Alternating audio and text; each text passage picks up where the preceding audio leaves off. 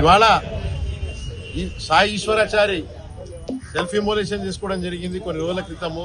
42% local body reservation కోసము.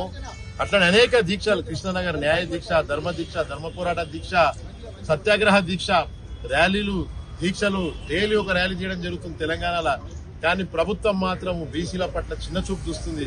తెలంగాణ ప్రభుత్వం రాహుల్ గాంధీ గారికి నేను ఒకటి చెప్తున్నాను, మీరు ఢిల్లీ రోడ్ల మీద దీక్షలు చేయడం కాదు, మీరు సివిల్ డిసోబీడియన్స్ మూవ్మెంట్ చేయడం కాదు, ఢిల్లీ రోడ్ల మీద ప్రధాని మోడీని తిట్టడం కాదు, మీరేం చేసిరు బీసీల కోసం 70 ఏళ్ళ రాహుల్ గాంధీ నేను ఇక్కడ నుండి అడుగుతున్నాను.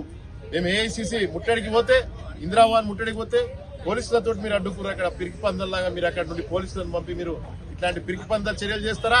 మీరు ఆ రోజు ఎందుకు పెట్టిరు? అక్కడ దీక్షలు ఎందుకు పెట్టిరు? ప్రధానమంత్రి బీసీ వ్యతిరేకం ఎందుకు అన్నారు?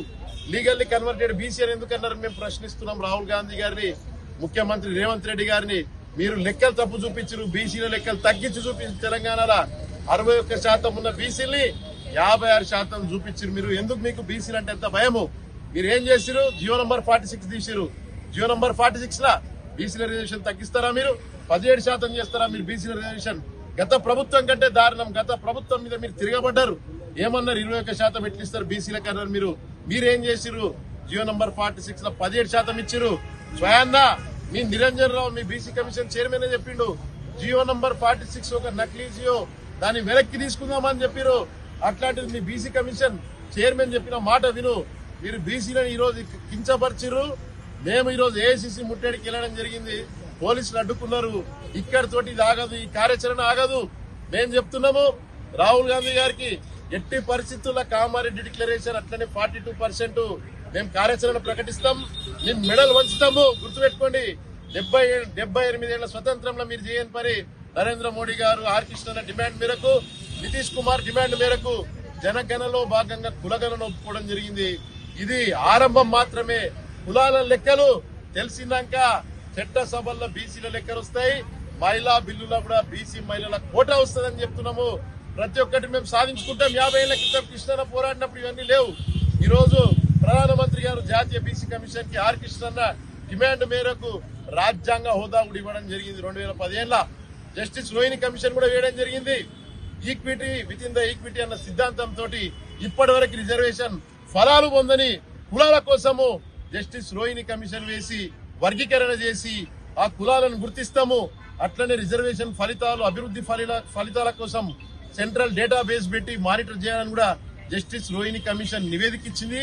ఆ కమిషన్ ఆధారంగా రేపు కులగణన జరిగినాక ఖచ్చితంగా బీసీలను వర్గీకరణ చేసి backward, most backward, extremely backward, more backward అని 4 వర్గాలు చేయమని చెప్పారు అనమాట జస్టిస్ రోహిణి కమిషన్. ఆ వర్గీకరణ చేసి ఖచ్చితంగా జాతీయ స్థాయిలో మేము ఆ కులగణన లెక్కలు వచ్చినాక చట్టసభల్లో రిజర్వేషన్ సాధిస్తాం. 27% రిజర్వేషన్.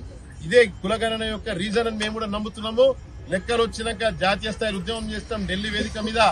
ఈసారి ఇట్లా కాదు, మేము న్యాయబద్ధంగా తమ్ముళ్ల మీద కేసులు వేస్తారని పోలీసులకు చెప్పడం జరిగింది. మా మీద కేసైనా పర్వాలేదు, మేము జైలుకి పోవడానికి సిద్ధంగా ఉన్నాం. కానీ అమాయకులు ఉన్నారు, తమ్ముళ్లు ఇక్కడ దీక్షలు చేసిన వాళ్ళు ఉన్నారు, జిల్లాల నుండి వచ్చిర్రు, వాళ్ళ మీద కేసులు కావద్దని మేము పోలీసులను పోలీస్ పర్మిషన్ కోసం అప్లై చేస్తే పోలీసులు ఇక్కడనే నిర్బంధించారు. ఎంపీ క్వార్టర్స్ ముందు మమ్మల్ని నిర్బంధించడం జరిగింది. నెక్స్ట్ టైము ఇట్లా చేయము, మిలిటెంట్ పోరాటం చేస్తాం. మేము ఈ తమ్ముళ్ళని తీసుకురాము, కరుడు కట్టిన ఉగ్రవాదాన్ని నార్త్ ఈస్ట్ లాగా చేస్తాం. మేము పోరాటం నార్త్ ఈస్ట్ లాగా పోరాటం చేసి ఏఐసీసీ గాంధీ భవన్ ని, అక్కడ ఏఐసీసీ భవన్ ని రెండింటిని కూడా, అక్బర్ రోడ్ దగ్గర ఏఐసీసీ భవన్ రెండింటిని కూడా మేము ముట్టడిస్తామని హెచ్చరిస్తున్నాం. మేము ఈ చట్టాలు మాకు వర్తించవు. మా గొంతు పార్లమెంట్ లో వినిపించాలి. మాకు 42% రిజర్వేషన్ కావాలి. 42% రిజర్వేషన్ కోసము రేపు తెలంగాణలో కూడా అనేక కార్యక్రమాలు చేయబోతున్నామని మేము రేవంత్ రెడ్డిని హెచ్చరిస్తున్నాం. ఫుట్బాల్ మీరు ఆడుకోవడం కాదు, బీసీలు చూపిస్తారు ఫుట్బాల్ ఆడుకోవడం ఎట్లుంటుందో. ముఖ్యమంత్రి గారు బీసీల ఫుట్బాల్, బీసీలతోటి ఫుట్బాల్ కాదు 2020 మ్యాచ్ ఉంటాయి రాబోయే రోజుల్లో మీకు తెలంగాణలో. మేము చెప్తున్నాం 2020లో మేమే విన్నర్ అవుతాం. మేము 60%, మీరు 4% మీకు గెలుస్తుంది.